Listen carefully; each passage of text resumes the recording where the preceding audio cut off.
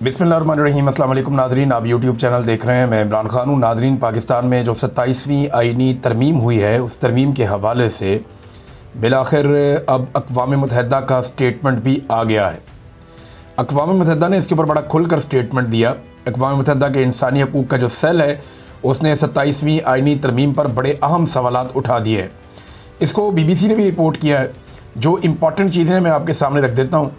उन्होंने कहा जी, सदर और फील्ड मार्शल को जो तायात इस्तिस्ना मिला है, इससे एहतसाब पाकिस्तान में कमज़ोर हो जाएगा। और उन्होंने 27वीं आइनी तरमीम पर मज़ीद क्या कहा, ये देखिए आप। ये हाई कमिश्नर बराए इंसानी हकूक़ फॉल्कर तुर्क, उन्होंने जुमे के रोज़ एक बयान में कहा कि पाकिस्तान की जानिब से उजलत में की गई आइनी तरमीम अदलिया की आज़ादी को शदीद नुकसान पहुँचाती है और फ़ौजी एहतसाब और कानून की हुक्मरानी और इसके एहतराम के हवाले से संगीन खदशात पैदा करती है। यानी पाकिस्तान के अंदर अदलिया का भी बेड़ा गर्क कर दिया इस आइनी तरमीम ने। और वो कैसे किया, देखिए, अदलिया पूरी तरह से सियासतदानों के कंट्रोल में आ गई है और सियासतदान पूरी तरह से एस्टेब्लिशमेंट के या फौजी जर्नैलों के कंट्रोल में। लिहाजा अदलिया मुकम्मल तौर पर एक मातहत इदारा बन गया, जैसा कि इमरान खान साहब बार बार कहते हैं। अब अदलिया में जो जजेस आएंगे, उनकी ट्रांसफ़र पोस्टिंग, उनके मामलात, उनका कंट्रोल पूरी तरह से सियासतदानों की उंगलियों पे नचवाने के काबिल हो गए ये जजेस, जो कुछ इस आइनी तरमीम में किया गया। तो अदलिया तो कर देगी फारिग, वो आज़ाद रही नहीं। दूसरी जानिब जिस किस्म की तरमीम में इस्तिस्ना दी गई है फील्ड मार्शल आसिम मुनीर साहब को, इससे जो फ़ौज का एहतसाब होना है या फ़ौजी एहतसाब के जो मामलात हैं या सिविलियन सुपरमेसी के जो मामलात हैं, वो भी ख़त्म हो जाएगी। कानून की हुक्मरानी ख़त्म हो जाएगी और कानून के एहतराम के हवाले से संगीन खदशात पैदा हो जाएंगे या हो चुके हैं इस आइनी तरमीम के बाद। उन्होंने ख़बरदार किया कि यह तरमीम उस उसूल के मुनाफी है जो कानून की हुक्मरानी की बुनियाद है और पाकिस्तान में इंसानी हकूक़ के तहफ़्फ़ुज़ की ज़मानत देता है। इंसानी हकूक़ भी फारग। तो 27वीं और 26वीं आइनी तरमीम इतना बड़ा प्रॉब्लम है और ये जो कुछ इन्होंने अभी 27वीं आइनी तरमीम में कर दिया, इससे तो पाकिस्तान के आइन का इन्होंने हुलिया बिगाड़ कर रख दिया है। ये तमाम तब्दीलियाँ मिलकर अदलिया को सियासी मुदाखलत और इंतज़ामिया के कंट्रोल के ताबे करने के ख़तरे को बढ़ा देती हैं। ना इंतज़ामिया और ना ही पार्लियामेंट को इस पोजीशन में होना चाहिए कि वो अदलिया को कंट्रोल करे, उसकी रहनुमाई करे, और अदलिया को अपने फ़ैसलों में किसी भी सियासी असर रसूख से दूर रहना चाहिए। अब जनाब, ये एक है रिपोर्ट, अक़वाम मुत्तहिदा ने भी बता दिया कि पाकिस्तान के अंदर 26वीं और 27वीं ख़ास तौर पे जो आइनी तरमीम है, इसने पाकिस्तान के आइन का ना सिर्फ हुलिया बिगाड़ा बल्कि इंसानी हकूक़, पाकिस्तान में कानून की सरबुलंदी, पाकिस्तान में फ़ौज का एहतसाब, पाकिस्तान में अदलिया की आज़ादी, ये सारी चीज़ें अंडरमाइन होकर ख़त्म हो चुकी हैं। ये है 27वीं आइनी तरमीम का कारनामा। एक अमेरिकन पेपर है नादरीन, और इसके अंदर एक बड़ी इंपॉर्टेंट चीज़ छपी है foreign affairs United states of America से। ये लिखते हैं, पाकिस्तान में खामोश मार्शल लॉ लग चुका है। अगर ये पूरी खबर आप पढ़ें ना, इसका पूरा आर्टिकल आप पढ़ें, तो आपको समझ आती है कि फ़ौजी हुक्मरानी का एक नया मॉडल पाकिस्तान में बनाया गया। इसमें सारी तफसीलात लिखी गई है, कैसे इमरान खान साहब की हुकूमत को गिराया गया। उसके पीछे ये भी कहा गया कि जनाब उसके पीछे फ़ौजी शामिल थे। फिर शहबाज शरीफ की हुकूमत को बनाया गया। फिर किस तरह शहबाज शरीफ की हुकूमत ने फ़ौजी जर्नैलों के ऊपर इन्हिसार किया। फिर आहिस्ता आहिस्ता किस तरह फ़ौज का सियासत के अंदर मुदाखलत बढ़ता गया। फिर हाइब्रिड मॉडल एक बना दिया गया, दोगला निज़ाम। और उसकी ख्वाजा आसिफ, जो पाकिस्तान का वज़ीर दिफ़ा है, वो बैनुल अक़वामी मीडिया के ऊपर बैठ के तारीफ़ें करता रहा। तो ये पूरा आर्टिकल इस बारे में लिखा है कि पाकिस्तान में अमली तौर पर एक मार्शल लॉ लग चुका है और ये एक नई तरह का मार्शल लॉ है, खामोश मार्शल लॉ। ये रोला डाल के मार्शल लॉ नहीं लगा। ये फॉरेन अफेयर मैगजीन के मुताबिक, ये जो आज का आर्टिकल है, इसके मुताबिक पाकिस्तान में खामोश मार्शल लॉ लग चुका है और फ़ौजी हुक्मरानी का एक नया मॉडल पाकिस्तान में ज़ेर तामीर है। और फ़ौज की जो ये काबिलियत है कि वो निज़ाम को कंट्रोल करे, वो लगातार बढ़ती चली जा रही है। ख़ास तौर पे जो अब इस्तिस्ना वाले मामलात हुए हैं, जो कुछ मिलिट्री जनरल्स को मिल गया, जितनी ताकत उनके पास आ गई है, उसके बाद तो अब कंट्रोल करना बहुत मुश्किल है। तो एक तरह का ये मार्शल लॉ है। अब ये आलमी सतह पे आवाज़ें पाकिस्तान में उठ रही हैं।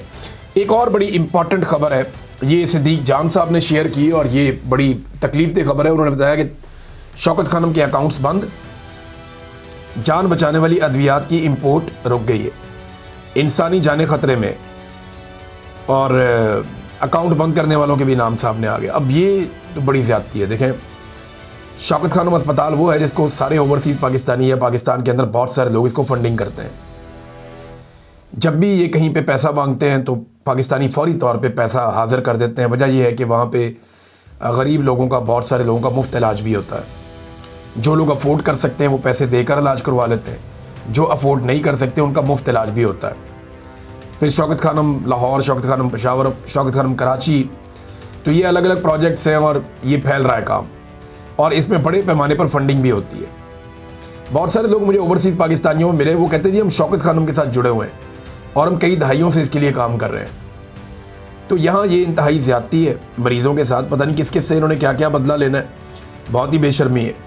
शाहिद खटक साहब ने एक बात बताई है, उन्होंने कहा जी ये आखिरी हफ्ता है, इमरान खान साहब से मुलाकात ना करवाई गई तो डायरेक्शन हमें पहले ही आ चुकी है इमरान खान साहब की, हम पूरे पाकिस्तान में लॉकडाउन कर देंगे, पाकिस्तान पूरा का पूरा बंद कर देंगे और इसका आगाज़ खैबर पख्तूनख्वा से होगा, शाहिद खटक ने कहा।